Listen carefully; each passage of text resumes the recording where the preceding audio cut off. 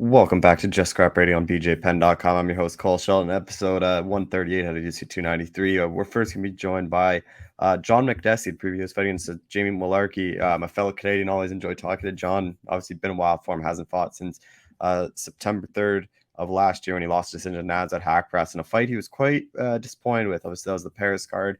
He expected to be a striking fight. He's a bit disappointed that Nazareth turned into a wrestler, so he's kind of thinking Jamie might do the same. He's 11-8 at the UFC, making that walk for the 20th time, which he says is very special. 1-2 in his last three, but before that was on a nice little run. He's fought a lot of the who's who at lightweight. Jimmy Malarkey, meanwhile, coming off that very disappointing knockout loss to Muhammad Naimev, which snapped that two-fight winning streak. Jamie's kind of in this weird spot where it could be do or die for him. I know, obviously, he's 4-4 in the UFC. He's fought some tough guys, lost to some tough guys, but fighting in home, John's really looking forward to going out to Australia and putting on a show with Jamie. And then to close things out, just two fighters this week. We're going to be joined by Chepe Mariscal to preview his fight against Jack Jenkins. Chepe coming off that very good, impressive win in his debut against Trevor Peek in a fight he took on short notice. And while Jack, meanwhile, he's a perfect 2-0 in the UFC, coming off that controversial split decision against Jamal Emmers on the same card Chepe fought. But before that, really just handed it to John Shane. Beat him by decision. He's obviously known for his leg kicks. With Chepe, he thinks it's going to be an exciting fight. He thinks it's going to be a striking fight, and he's really excited. He knows he probably needs to finish with these Australian judges, but this is a fight. Jack's a guy he's looking forward to fighting. He says he's always watched him. He's been a fan of his UFC fight so far, so Chepe's really looking forward to this one. But be sure to share the show, subscribe, and tune in next week for another episode of Just Scrap Radio. All right, we're joined by UFC lightweight John Makdessi, who's back in action and going down to Australia. John, how's it going, man? I'm good, man. Just training hard, intense, finishing up my training camp before I head to Australia. Obviously, been about a year since you last fought. Like, was that on purpose, or was this a bit longer than what you imagined? This sport is very unpredictable. I had a lot of surgeries throughout this couple of years. So I had 2 hand surgeries. So that was kind of, I did a complex fracture on my first index finger on my last fight. So that took some time to heal. And then getting the fight off to go down to Australia, like, is that something you wanted, or is it just kind of the date and the opponent they offered you? Yeah, that's pretty much, the lightweight division, in my opinion, not just because I'm a lightweight division, but I feel like it's the most stacked division. There's over 300 fighters. One of the best, probably the most talented division in the UFC. That's kind of what the matchmaker offered me. It was Jamie Malarkey in Australia. Going down there, like, how do you kind of prepare getting ready? Because obviously that's a long flight. It kind of changes the way you have to do your weight cut. Like, have you talked to people who have done that, or like, how do you kind of get ready to deal with that flight? You know what? It's I have a philosophy. I call it just being stoic. It's just going with the flow, 20 feet at a time. There's no much. I just have to go through the process. You know what I mean? It's it's a long flight. I just focus on 20 feet at a time, and just do my best, in the sense of figuring out all the logistics. And once I arrive there, I have a contact in Australia. There's a big Lebanese community, so I'm hoping that I'll get some aid, some help when I land to Australia. Find a gym, and so like that I can continue my momentum. Are you going out there any earlier than usual to get accustomed to the time change? I am actually. I'm going to go there Monday. Oh, so like almost like 2 full weeks then, like ahead of the fight. Yeah. And with Jamie Malarkey, like, how familiar were you with him? Actually, I never even watched one of his fights until they announced it. The lightweight division it's crazy. Like, there's so I've been in the UFC since 2010, so there's so many fighters. It's hard for me to keep track. I can't even keep track to all the fights. It's hard with like 13, 14 fights every single weekend. And like with Jamie though, like, I imagine you've looked into him. Like, what have you kind of made of his UFC run? Like, he's a pretty exciting guy that likes to stand and trade with guys. I mean, when I fought Nazareth, I thought he was gonna, stand in the pocket with me in exchange, and he kept moving around.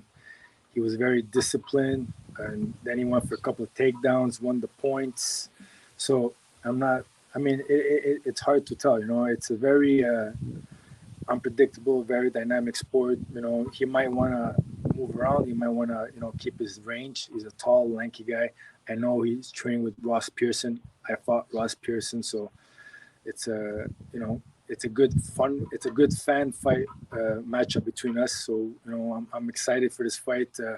I've been, I'm well prepared. I've been training with a lot of good guys here in Arizona, Phoenix, with Fight Ready Gym. Guys who give me different looks. So I'm mentally and physically ready for Jamie. And going out to enemy territory, like you've done it before, you've been the guy fighting at home. Like, how do you kind of get ready to deal with that? Because I imagine you'll be probably pretty booed out there. Yeah, I mean, obviously, I always want to, it's always good to ideally to fight in your hometown. If you look at my history, I'm from Montreal, so every fight in Montreal, I'm undefeated. But I have experience. I fought, weird times. COVID. I fought in an empty stadium. I fought at Apex Center where there's very little crowd. So I think I'm very mature, and if they're booing, if they're cheering, I'm well prepared for that. And this is your 20th UFC fight as well. Like, is that pretty crazy to think this could be your 20th time making that walk? It is. Every time for me, it's like it's weird. I gotta pinch myself, So it's crazy that I lasted this long in the sport. It's a very tough sport, very unpredictable, with injuries, and it's very hard for all the stars to align for an individual. You know what I mean? It's a very tough sport. Past couple years, especially just with COVID, and like I know you've had a bunch of injuries and surgeries. Like, how difficult has that been for you, just not being able to fight as much as you want?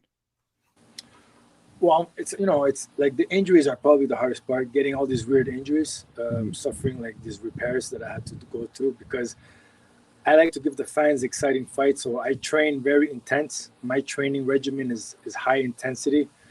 I always give it 100%. But the older you get, it's hard to push the body the way the way you're pushing it. I've been competing since I was 6, so there's I had to kind of adjust to my injuries, and but I'm very healthy. I'm healthy. I train very hard, so I'm gonna try my best to go out there and give the fans an exciting fight. I know you moved out to Arizona full time now to train out there. Like, how beneficial like that's been, like going out there and being in Arizona now for like quite a bit now. For it's been there for a while. A couple of years, yeah. I actually filed for a petition. I'm just fed up with the cold. I was raised in Canada, Montreal, always in the snow. I feel like in life you have to. I don't know. I just didn't feel like I wanted to live there the rest of my life, and I came to Phoenix, Arizona. I just fell in love with the weather, the heat. It's a nice place. It's just hard when you're not really, I don't have any connections over here. So, I have to start over again. But living in a new country, but it's also good because I'm a type of person where I can't be too comfortable. I need to put myself in uncomfortable positions. So it definitely is a learning experience and made me more mature. Yeah, I'm like an hour north of Toronto, so like getting out of the cold and like living in Arizona does sound pretty nice to do year round. Yes, 100%. With this one, like Jamie's been a guy that he's been caught the past couple times, like his losses. He has fought some really tough guys. I know you have a lot of power. So like, how do you kind of see this one playing out? With my experience, it's all about making adjustments. It all depends. The crazy thing about fighting is, if you look at the last fight, look at that fight with Sean O'Malley, and he did something completely different. Like if you look at styles make fights, it all depends on that night, that particular night. What's gonna happen in the first couple of minutes in the first round. Is he gonna come? Is he gonna put pressure on me? Is he gonna keep his distance? It's very hard to tell. But I'm training for a knockout. I want to go out there and I'm gonna give it 100%. I'm gonna redline it. In the past, I was very. Everyone knows me as a counter striker. I start slow. I try to pace myself. I try to pick my opponents apart. I try to focus on accuracy, timing, but I know it's not. Sometimes the judges don't really understand. They don't appreciate defense. If I'm making a miss, I'm moving, and the other guy is just throwing at me, throwing volume, but he's not really touching me. I realize in mixed martial arts, it's not like boxing where they'll score points for the guy who is making a miss. So I had to learn. I had to put myself I pushed myself in this training camp, be more aggressive and throw more volume. It's very exhausting. It's a lot of exertion when you're throwing volume. It's versus like being more calculated. So it's interesting. I'm very excited to see how it plays out, even for myself. How different of a look do you think you will be? Like, obviously fighters get better all the time. It's been a year, so you're obviously going to get better, but now you're kind of saying like kind of change the way you fight. Like, how different of an opponent do you think you will be than what Jamie's kind of expecting? Well, for me, I force myself. I'm at a new gym, new coaches. Like, it's out of my element. That's how that's how I got to learn, because they're putting me in. They give me little cues. They're telling me, you got to do this. I want you for 2 minutes. You got to throw 20 kicks, 20 punches. Like, I never had this in my training camp before. Before it was mostly like, a lot of gyms, they kind of, you go in there, you do what you're good at, you focus on your strengths, but it's very micromanaged, and I'm actually excited because they pushed me to my limits, in the gym, and I've been learning a lot of new technique, and I feel like this is a new version, a 2.0 of John Makdessi. It's actually, I did not think that I would be able to learn all these new techniques, so I'm very excited because, I'm hoping that it all shows on fight night. Are you like, and then like 38 too, and like you just kind of said you didn't expect to be learning that at this age. Like, are you surprised you are still fighting at this high level and like still in this sport then? And like, how much longer do you kind of think you have left, or is that something you don't really think about? Every fight for me is like my last, in a sense, where the mentality wise is you never know what's gonna happen. In general in life, you wake up one day and you can pass away. Like, there's crazy. You hear all the time on social media, like 20 years old person passing away for like unexpectedly, cancer, or like someone gets up and they get disease. I don't know. It's just, life is so unpredictable, right? So I love.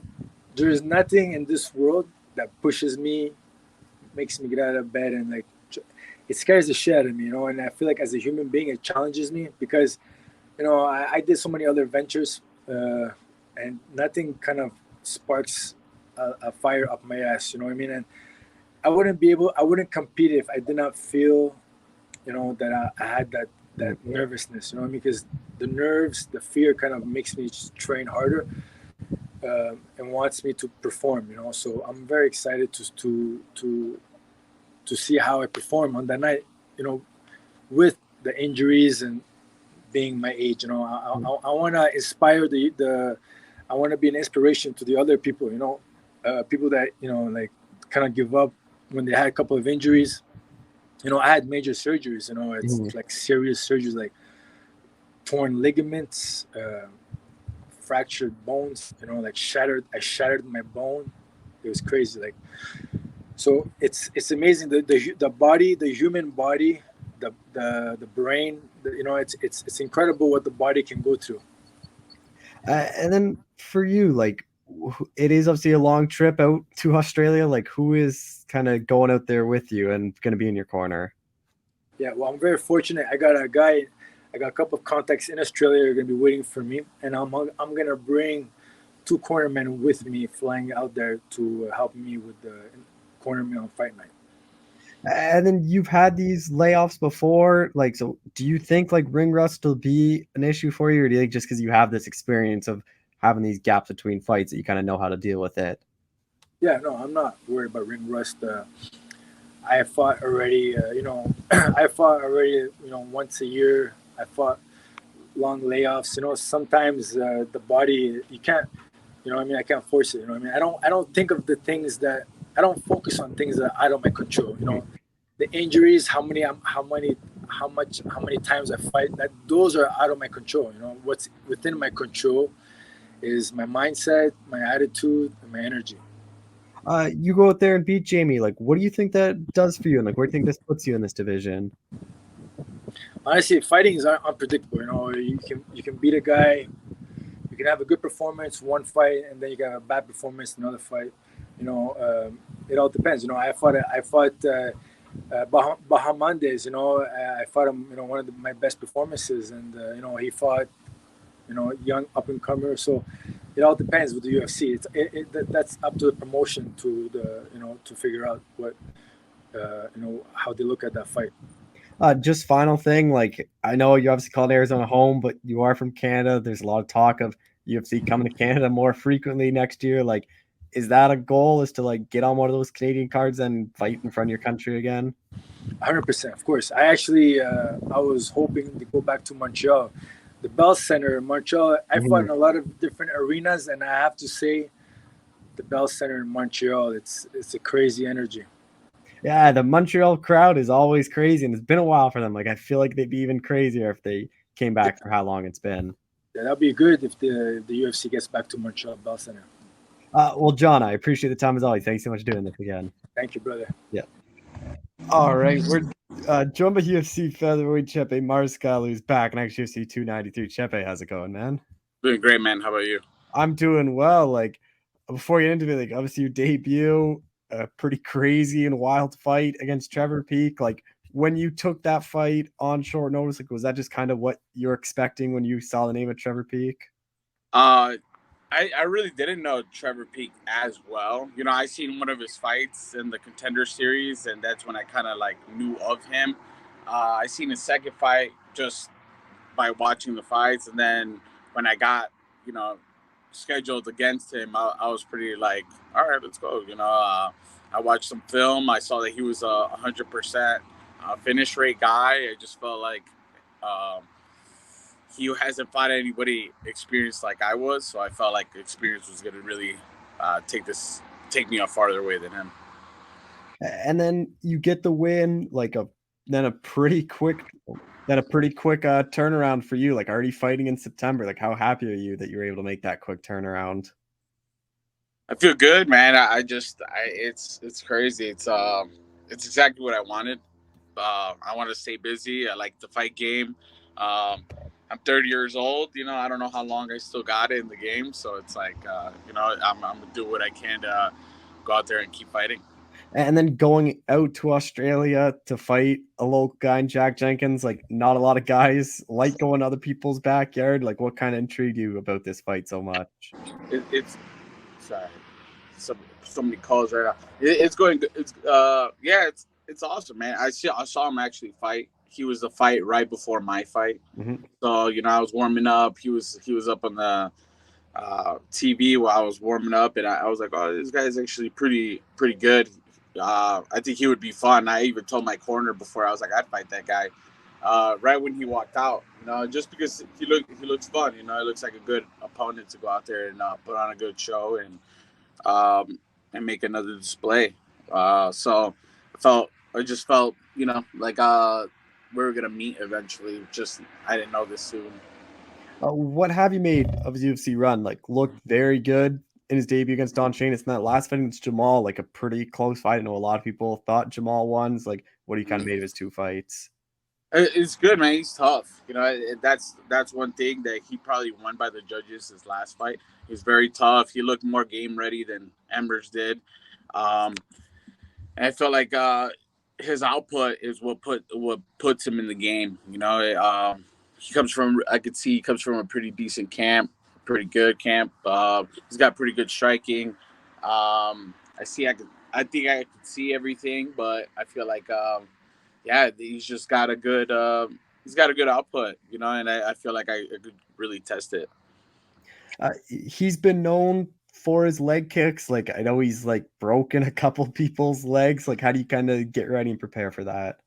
Man, if I could, the thing is like, man, I did a kickboxing on the USA team, so I've broken forearms, I've broken legs. I don't get to share about it so much, but I was younger, so now it's like Obviously, I haven't competed in those kind of things, but I've done my things. I've won TKOs by leg kicks. So it's going to be a really cool kicking battle. You know, I got a good trade partner for that, and like Justin Gaethje. So it's like, you know, we'd be kicking each other all day. So it's um, like it's fun to know somebody's strong point. You know, like they have something good. Like Trevor Peak was, you know, they said he was good at power and he was good at finishes. So I was like, wow, this is awesome. You know, that's exactly who I want to fight. The guys who have the names. You know, like, oh, he's got good hands. That's good. Oh, now Jax, he's got good leg kicks. All right, you know, like let's put that to the test. You know. And then for you, like, how much confidence do you have with like kind of who you fought? Like, you fought a lot of these top guys. Like, I don't know if like if people realize like they look at your typology or whatever, but like you see a lot of these guys try to go undefeated and make the UFC as quickly as possible and like not fight very tough guys. Like, you look at yourself, like you're a guy that fought Gregor Gillespie in like your fourth fight. Like, you fought like Bryce Mitchell early on. You fought Pat Sabatini, Yusuf Salal, like Joe Anderson Brito. Like, you fought a lot of these guys that went on to have a lot of success in the UFC. So like for you, like did that help you in like that debut and even in this fight where you know you've already fought and beat a lot of these guys, you can hang at this level? Yeah, for sure, man. That that's all I've only learned by fighting the more experienced guys, the guys that are actually in it, you know, about it. So I've learned from all those losses as well. You know, I was like not in the right mindset, not putting up the right corner for myself against those fights. If you could see those fights, some of my friends were in my corner, so it's, you know, I had a lot of like um, fixing to do after all those kind of fights, you know. And I'm glad I got to experience all those wins and losses and get ready for like the UFC. And then you have that kind of run after you lost to Soriano, like you were 1-3. Like, did you kind of think at that point, like the UFC might never happen at that point, or were you still confident you'd get to this level? Yeah, for sure. Man, you just know a little doubt always kicks in. You know, I was like, damn. I was like, especially six losses. I was like, damn, man. I was like, I don't know if it's going to happen or not, but I'm gonna stay ready, you know, just Mhm. in case. What's crazy is I started having more faith, more belief, more confidence in myself, more trusting myself that we can make it, you know, like. So I started finishing guys. You know, I have like 3 finishes in a row, and I was just like, man, I'm going to make an example of myself and show that the UFC, like, that's where I belong. And going out to Australia, like, have you talked to anyone about how to kind of adjust to that long flight, especially with the weight cut ahead as well? Yeah, for sure. Yeah, I've contacted a lot of like other coaches that have gone to, and some of my fight team, some of my friends have gone to Australia. Some guys have had their debut there, so it's pretty cool to have some people that are experienced there. But I love overseas stuff. So like I've been to Russia for fighting. I've been to Ireland, Brazil. So it's awesome to go to all the way to Australia, and I love going to enemy territory. It's a huge thing for me. I love the booze. I love the hate. Like it's I love because it's part of the sport. You know, like you're gonna get that. You know, especially going to the enemy territory. I feed it off of those things. You know, and I'm just ready to go out there and have some fun. Are you going out there like any earlier to get accustomed to the time and like get used to that after that long flight? Yeah, so I'm going 10 days Yeah. early, just and I found a gym out there to go train and do my things, and then I found the things to do the weight cut. So it's, you know, I got everything settled, ready for the trip. Just hope nothing crazy happens. Uh, who is going out there with you? Because I know like the UFC pays for like one corner and it is an expensive flight out to Australia. Like, are you bringing a full three, or are you gonna cut back for this fight? Man, I got four, but it's all, you know, coming out of, obviously some are coming out of my pocket. But the UFC that they're taking care of is like my partner Claire Guthrie, who also is a pro MMA fighter. So I'm having her come out. Then I'm having two other coaches come out, and then one's gonna come later. I have two coaches gonna be in Singapore the week before. Oh, okay, that makes So it a lot easier then. yeah, so they got that connect flight to go to Australia. So it's like 6 hours, 7 hour flight. So it was perfect. So yeah, we just I worked it out. I looked at the numbers, and then here we go. And going out fighting like a low guy on the pay per view, like obviously you're gonna be booed. So like, how do you kind of deal with that? Like when you walk out, like throughout the fight, that they'll be booing you and cheering for the other guy. Like I said, man, I feed off of that stuff. I love it, man. I've been on the USA when I was on the USA team, going to different countries, getting all the boos and my name announced. I was like, holy cow! Like I didn't experience it before then, like. But going traveling and being on these teams kind of helped me, and then becoming a pro and fighting like Gregor Gillespie, Bryce Mitchell, where they have hardcore fans. So I was learning from all that kind of stuff, and now I just learned how to feed off of it. It makes me laugh. It's like, wow, like you're going to boo me. I'm like living my dream here, bro. Like, so it's just, to me, I use it as energy, and it's, I'm going to definitely, put a fight out there for sure. Both you guys seem like some pretty fun strikers. Like, how do you think this one kind of plays out? Yeah, man. Well, I hope to. I want to be on the finish business. I want to. I can't knock him out, it better be fight of the night. Kind of style, or a crazy beatdown. Like I know he's a great striker. He's got like a lot of other tools. I know we're gonna put on a good fight. Like I know we're gonna put on a good fight, but I'm just ready to go out there and like get what I deserve. I've been in this sport for a very long time, fighting all the other monsters. I got to use that experience. I know Jack hasn't experienced any of that, so I'm gonna show him a little picture of it. And then what do you think a win, especially if you finish Jack, like he's 2 on the UFC, like what do you think that does in his vision? Like it'd be 2 really nice wins for you. Like what do you think that does for you? I hope he puts me in a better spot. I definitely want to fight more experienced guys. I'm definitely gonna see. I hope a big win for this one, and then like if there's a cool Christmas present for December, I could go jump on a card. I will. It'd be cool. Well, either way, I want to keep fighting and just keep doing just keep doing what I'm doing. Keep living the dream. Just final thing, we kind of mentioned there a bit December, but like, is that kind of the goal then still is get another one and make it 3 fights in like half a year pretty much in the UFC?